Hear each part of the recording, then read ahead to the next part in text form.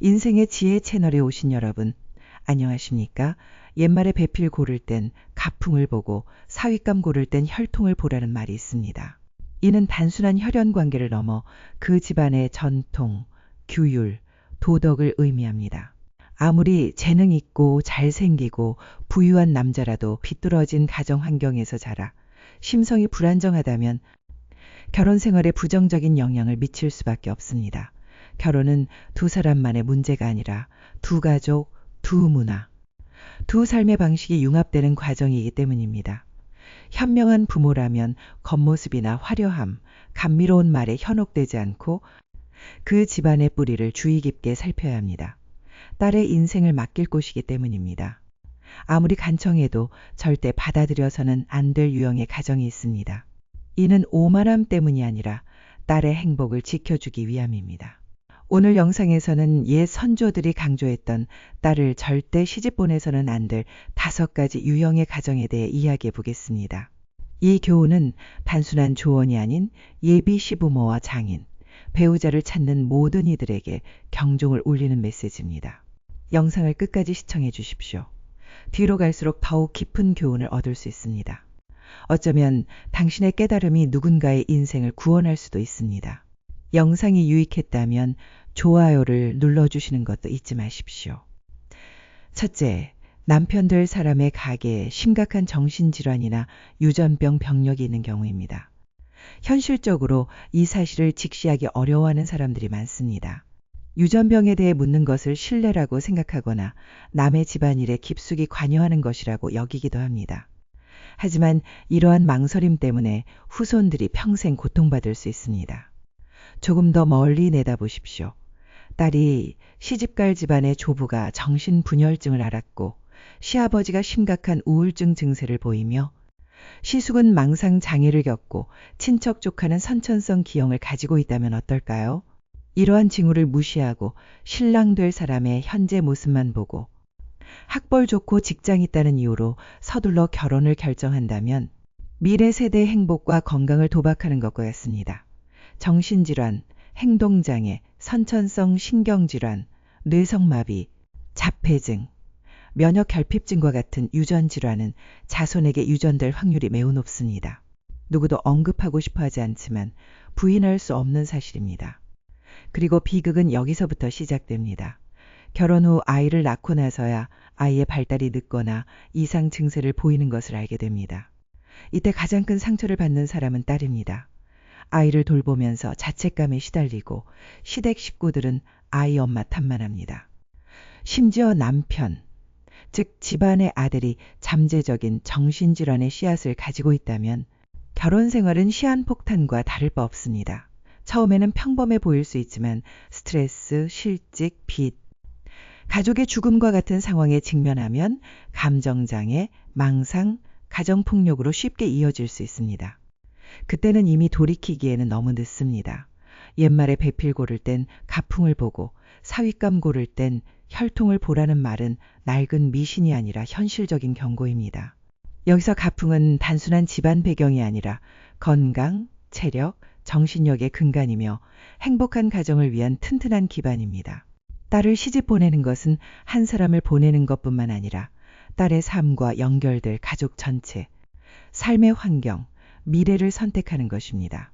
현명한 부모라면 겉모습만 보지 말고 그 집안의 건강, 체력, 정신건강 상태를 꼼꼼히 확인해야 합니다. 유전질환의 징후가 있는지, 정신질환 병력이 있는지, 입원 치료를 받은 적이 있는지 확인하십시오. 결혼은 취소할 수 있지만 아이는 다시 되돌릴 수 없기 때문입니다. 둘째, 가부장적이고 인색한 가정입니다. 구시대적인 이야기처럼 들릴 수 있지만 오늘날에도 여전히 유효합니다. 사랑만 믿고 결혼했지만 시댁에 발을 들여놓자마자 집안의 모든 결정이 시부모님에 의해 좌우되는 것을 알게 되었다고 상상해 보십시오. 식사, 대화, 심지어 부부의 임신 계획까지도 스스로 결정할 권리가 없습니다. 그런 환경에서 30년을 살아온 남편은 부모님의 말을 거역하지 못하고 결국 당신의 딸도 침묵하며 순응하게 됩니다. 여기서 가부장적이라는 것은 남편 혼자만의 문제가 아니라 집안 전체가 남존여비 사상에 젖어 여자는 항상 참 너무 많이 참아야 해서 지치고 아무도 들어주지 않아 힘들고 무엇보다 자신을 지지해주지 않는 남편과 함께 사는 것이 가장 고통스러울 것입니다. 옛말에 호박잎 된장국을 먹더라도 따뜻하게 사는 것이 진수성찬을 차려놓고 찬밥 신세로 사는 것보다 낫다고 했습니다. 아무리 참을성이 강한 여자라도 사랑 없이 질서만 강요하는 결혼 생활에 갇혀서는 안 됩니다. 부모라면 딸을 규칙만 가득하고 인간미는 없는 집에 보내서는 안 됩니다. 딸을 가부장적인 가정에 시집 보내는 것은 딸을 자신의 인생에서 손님처럼 살게 하는 것과 같습니다. 셋째, 가족 중에 중독이나 사회적인 무리를 일으킨 사람이 있는 경우입니다. 딸을 시집 보낼 때 많은 부모들이 과거는 과거일 뿐이야 지금만 착하면 되라며 스스로를 안심시킵니다. 관대하고 진보적인 생각처럼 들리지만 현실은 다릅니다. 남편 될 사람의 가족 중에 알코올 중독자가 있고 삼촌이나 형제는 도박을 하고 여기저기 빚을 지고 있다고 상상해 보십시오. 예비 사위는 장인, 장모 앞에서 순종적이지만 그런 환경에서 자란 사람이 과거의 그늘에서 완전히 벗어날 수 있을까요? 결혼 후에야 남편이 친구들과 밤늦도록 술을 마시고 동생 빚을 갚느라 월급이 항상 부족하다는 사실을 알게 되는 여자들이 적지 않습니다. 심지어 점점 도박에 빠져 빚이 눈덩이처럼 불어나는 경우도 있습니다. 사회적인 무리는 마약, 도박, 절도에만 국한되지 않습니다.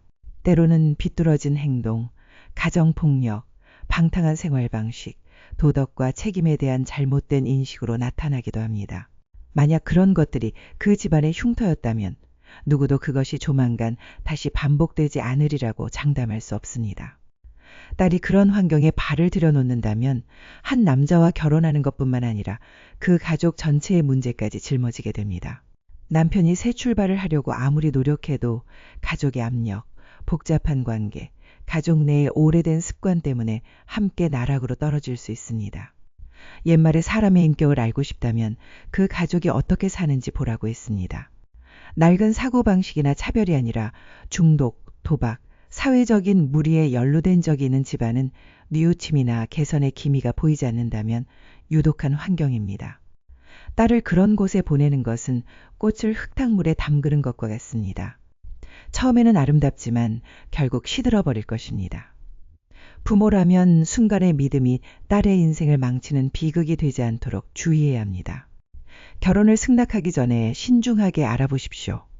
행복은 깨끗한 과거에서 오는 것이 아니라 책임감 있는 현재와 건강하고 건전한 생활 환경에서 비롯됩니다. 넷째, 가족관계가 복잡하고 내분이 심한 가정입니다. 겉으로는 멀쩡해 보이는 가정 중 하나입니다. 집도 번듯하고 직업도 괜찮아 보이지만 자세히 살펴보면 금방 균열이 보입니다. 결혼 전에 예비시댁을 몇 번 방문했는데 분위기가 항상 냉랭하다고 상상해 보십시오. 아버지는 어머니와 말을 하지 않고 형제자매는 서로 험악한 표정을 짓고 각자 편을 가릅니다. 심지어 손님 앞에서 대놓고 서로를 비난하는 사람도 있습니다. 당신은 그저 사소한 일이라고 생각할 수도 있습니다. 어느 가정이나 불화는 있기 마련이니까요. 하지만 아닙니다.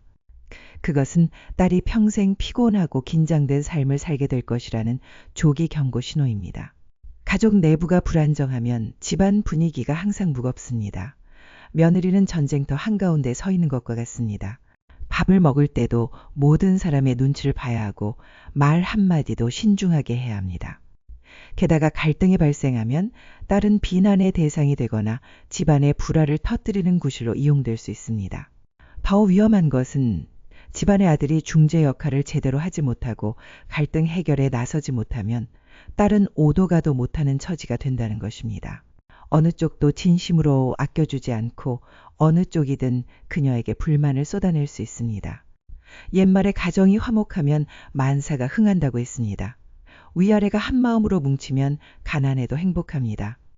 반대로 아무리 부유해도 집안 사람들이 모두 자기 생각만 하고 끊임없이 싸우고 헐뜯으면 여자는 지뢰밭에서 사는 것과 다름없습니다.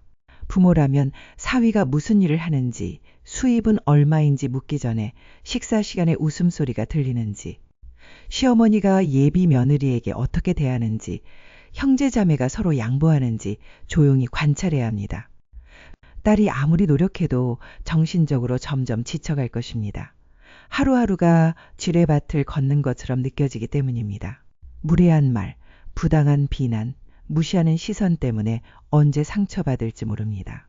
교육은 학력이나 학위에 있는 것이 아니라 가족이 서로를 대하는 방식, 갈등을 해결하는 방식, 자녀를 가르치는 방식에 있습니다. 만약 그 집에서 자녀가 부모에게 반말을 하고 어른들이 길에서 아이들에게 함부로 소리를 지르거나 싸울 때마다 고함을 지르고 난동을 부린다면 분명히 기본적인 소통 예절이 부족한 환경입니다. 딸이 그 집에 들어가서 다르게 살 수 있다고 생각하십니까? 가능은 하지만 매우 외로울 것입니다. 왜냐하면 대부분의 사람들이 무례하게 행동하는 것을 선택할 때 예의 바르게 살려고 노력하는 사람은 괴짜, 약자 아니면 밉상으로 여겨질 것이기 때문입니다. 그녀는 고립되고 뒷담화의 대상이 되고 다르다는 이유만으로 가식적이고 위선적이라는 비난을 받을 것입니다. 그리고 나중에 손주가 생기면 손주도 이러한 생활 방식에 어느 정도 영향을 받을 것입니다. 옛말에 먹는 법, 말하는 법, 포장하는 법, 여는 법을 배우라고 했습니다. 예의 바르게 말하는 방법을 모르는 가정은 아무리 부유해도 영혼을 위한 영양분이 부족한 곳입니다. 반면에 소박하지만 서로 존중하고 사랑으로 대하는 가정이야말로 당신의 딸이 오랫동안 웃을 수 있는 곳입니다. 부모라면 맹목적으로 재산이나 물질적인 풍요를 쫓아서는 안 됩니다. 저녁 식사 시간에 서로를 어떻게 부르는지, 의견이 다를 때 어떻게 대처하는지 조용히 들어보십시오. 예의 바르게 말하는 방법을 모르는 가정은 조만간 다른 사람을 질식하게 만들 것입니다. 결론입니다. 사랑하는 여러분, 딸을 시집 보내는 것은 단순히 중요한 의식이 아니라 부모는 멈추고 딸은 다른 삶으로 나아가는 운명적인 전환점입니다. 잘못된 선택은 딸을 고통스럽게 할 뿐만 아니라 부모에게도 평생 후회를 안겨줍니다. 우리는 운명을 선택할 수 없지만 대비하고 현실보다 더 멀리 내다볼 수는 있습니다. 돈, 외모, 화려한 말만 보지 마십시오. 가풍, 행동, 생활 습관, 가족의 과거를 깊이 살펴보십시오. 불안정한 가정은 아무리 겉모습이 화려해도 행복을 위협하는 균열입니다. 아무리 강한 여자라도 존중, 경청, 탄탄한 도덕적 기반이 있는 가정이 있어야 편안하게 웃을 수 있습니다. 그리고 부모는 너무 늦기 전에 딸이 그런 것들을 볼 수 있도록 도와줄 수 있을 만큼 현명하고 세상 물정에 밝아야 합니다. 영상을 끝까지 시청해 주셔서 감사합니다. 이 콘텐츠가 유익했다면 주저하지 말고 아래에 댓글을 남겨주세요. 당신의 경험, 관점, 아니면 목격한 이야기를 공유해 주시면 미래 세대의 행복을 지키는 데 함께 기여할 수 있습니다. 좋아요를 누르고 채널을 구독하고 결혼을 준비하는 사람들에게 영상을 공유하여 인생의 지혜 채널을 응원해 주시는 것도 잊지 마십시오.